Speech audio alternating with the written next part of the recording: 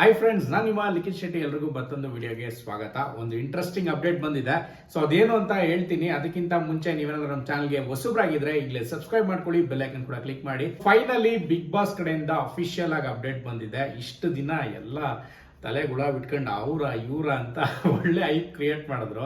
So finally Bigg Boss update ಬಂದಿದೆ. Host ಮಾಡ್ತಾ ಇರೋದು ಯಾರಪ್ಪ ಅಂದ್ರೆ ಬೇರೆ ಯಾರು ಅಲ್ಲ, ನನ್ ಅದರ್ ದೆನ್ ನಮ್ಮ ಅಭಿನಯ ಚಕ್ರವರ್ತಿ ಕಿಚ್ಚ ಸುದೀಪ್ ಸರ್ ಅವರೇ ಈ ಸಲನು ಹೋಸ್ಟ್ ಮಾಡ್ತಾ ಇದ್ದಾರೆ ಬಿಗ್ ಬಾಸ್ ಕನ್ನಡ ಸೀಸನ್ 11ನ.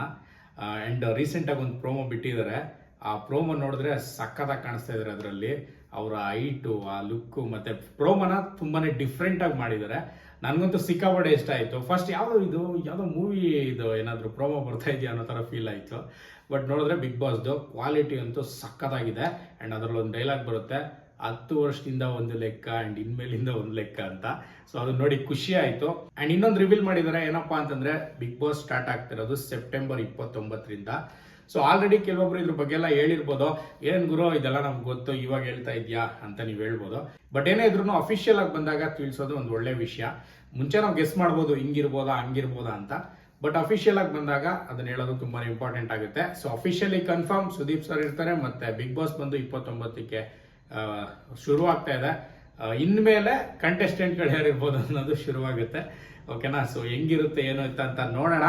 ಆದಷ್ಟು ವಿಡಿಯೋನ ಶೇರ್ ಮಾಡಿ ಅಂಡ್ ನಮ್ಮ ಚಾನಲ್ಗೆ ಸಬ್ಸ್ಕ್ರೈಬ್ ಮಾಡ್ಕೊಳ್ಳಿ. ಮತ್ತೆ ಇನ್ನೊಂದು ವಿಡಿಯೋದಲ್ಲಿ ಸಿಗ್ತೀವಿ. ಅಲ್ಲಿವರೆಗೂ bye bye, take care, love you all.